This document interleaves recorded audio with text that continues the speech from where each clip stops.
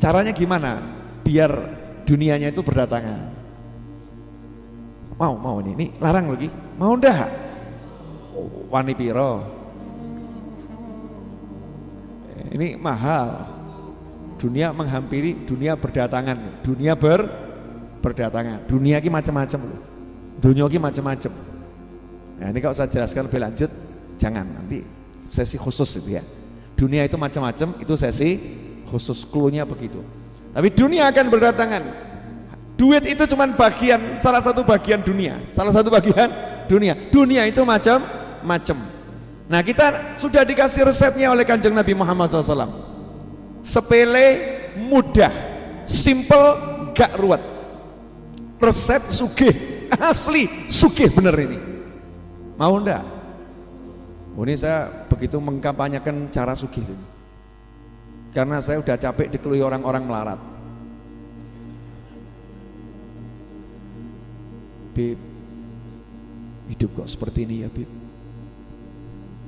Beb, kepala saya udah hampir pecah Beb. Pusing Beb, cari duit kok begini ya Beb ya. Beb, gimana ya Beb ya? Biar cukup semuanya gimana ya? Beb, Ustadz, Pak, macam-macam. Sebutan saya itu macam-macam.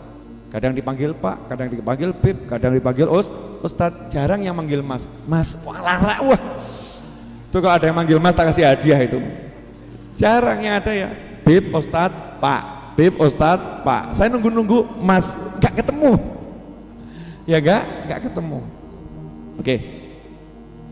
Qala sallallahu alaihi wasallam, man kanatil akhiratu hammahu, barang siapa yang akhirat menjadi hamnya, semangatnya, tujuannya, cita-citanya.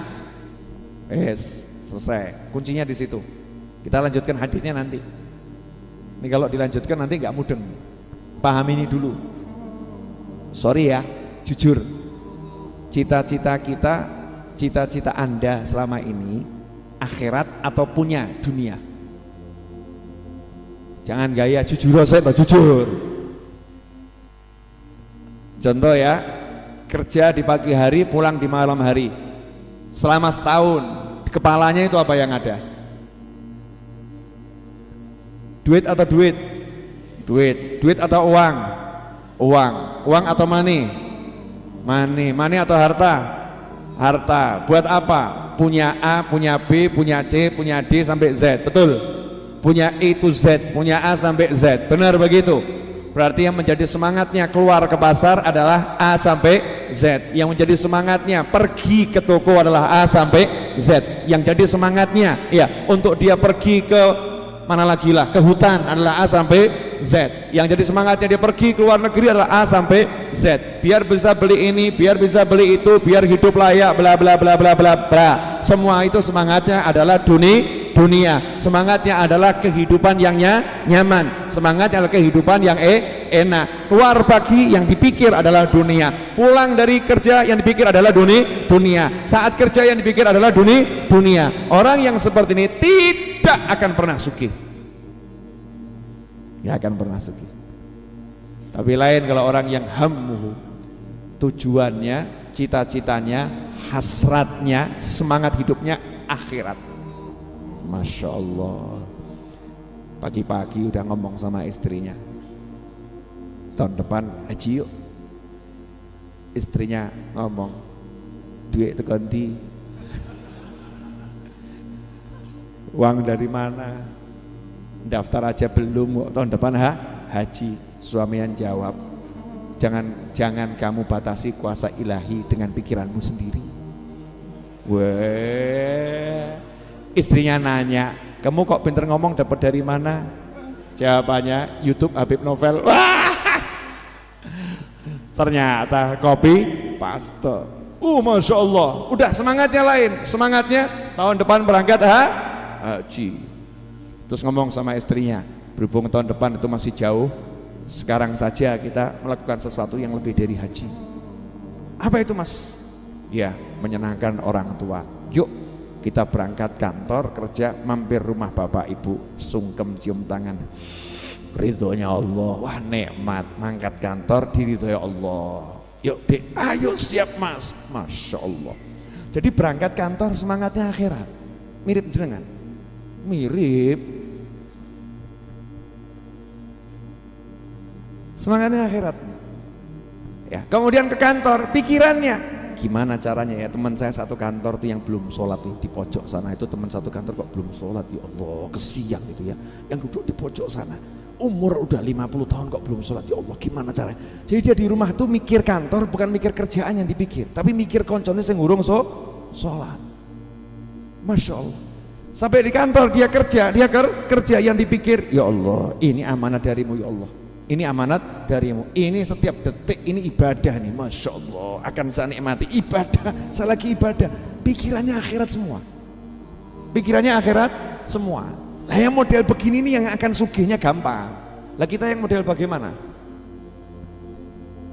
Nah jujur pada diri sendiri, kalau jujur nanti bisa memperbaiki diri, tapi kalau nggak jujur nggak bisa memperbaiki diri. Kemana semangatnya? Jadi orang yang semangatnya akhirat itu kelihatan dari responnya ketika melihat sesuatu. Ya melihat sesuatu. Contoh, ingat seorang ulama yang 3 orang ulama duduk, terus ada orang jualan permen dulu. Sa'tar bir. Yang satu Allah, yang satu Allah, yang satu Allah, semua zikir gitu. Tanya tuh sama orang, kamu tadi ada orang jual permen kok begitu mengagungkan Allah gitu, dodolan permen. Saya tuh dengar begini kalimatnya dia tadi, is'a tara birri, karena ulama yang nomor 1 baru sergep-sergepnya ibadah, semangatnya ibadah. Is'a tara birri, berusahalah kamu akan melihat kebaikanku, kata Allah begitu. Jadi saya mau sungguh-sungguh ibadah di sini. Padahal sak tarbir. Yang satu dengarnya ya saufa tara birri, sudah ahli ibadah, sebentar lagi kamu akan melihat kebaikanku. Nah, yang satu sudah ibadah puluhan tahun, sudah nyampe ke ridhonya Allah Subhanahu wa ta'ala, dengarnya lain, ma'ausak birri, betapa luas kebaikannya Allah Ta'ala, lagi merasakan nikmatnya kebaikannya Allah Ta'ala.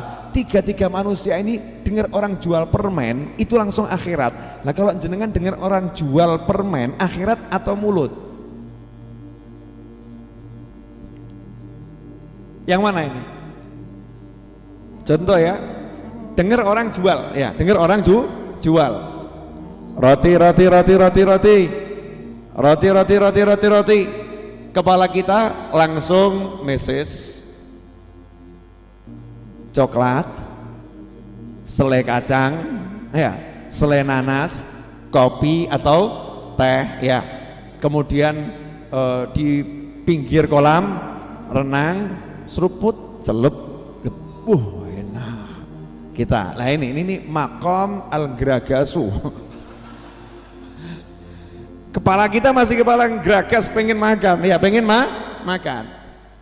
Beda kalau orang yang udah makomnya tuh hamnya akhirat, roti, langsung, ya Allah jam segini bapak ini masih jualan roti, ya laku ndak rotinya, dia kalau pulang nggak bawa uang buat keluarganya kesian, kira-kira cukup ndak nih hasil jual rotinya dari tadi nih untuk jadi bayar modalnya, cukup atau tidak? Langsung bapak roti, beli 10, bukan untuk dimakan, pikirannya apa? Pengen nolong orang tersebut. Anda yang mana?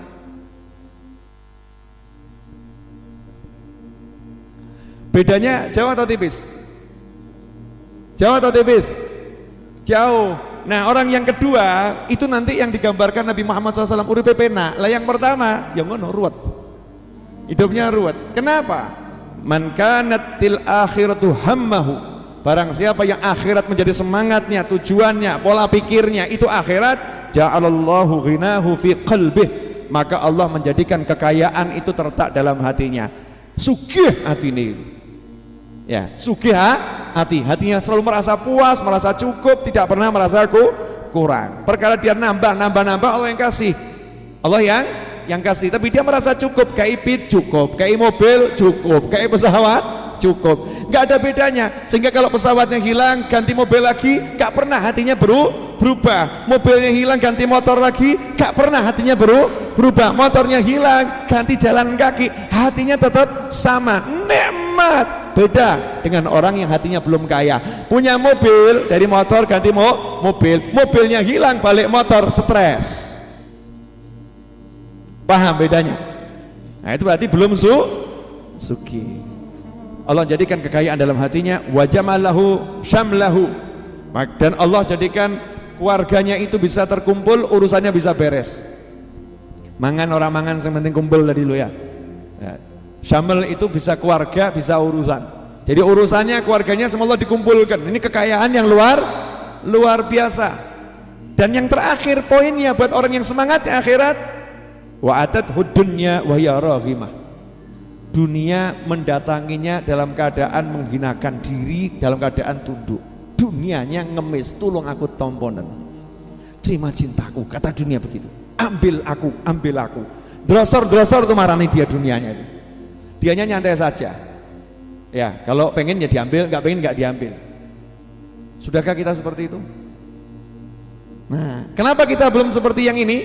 Jawabannya adalah lanjutan sabda Nabi Muhammad SAW. Wa man kanatid dunya hammahu, barang siapa yang semangatnya, pikirannya, tujuannya, cita-citanya, hasratnya mikir dunia, ja'alallah, maka Allah menjadikan faqrahu baina ainaihi, matanya selalu melihat kefakiran, takut miskin, takut nggak punya, besok makan apa, nanti bagaimana, kuliah anak nanti bagaimana, bisa bayar atau tidak. Faqrahu baina ainaihi, selalu merasa nggak bisa mencukupi, selalu merasa nggak bisa mendapatkan. Faqrahu baina ainaihi. Beda orang yang sugih, insyaallah iso, yang satu apa ya iso, insyaallah bisa, yang satu apa bisa, apa mungkin. Faqrahu baina ainaihi, kefakirannya ada di depan matanya, delok fakir terus, delok miskin, itu belum cukup.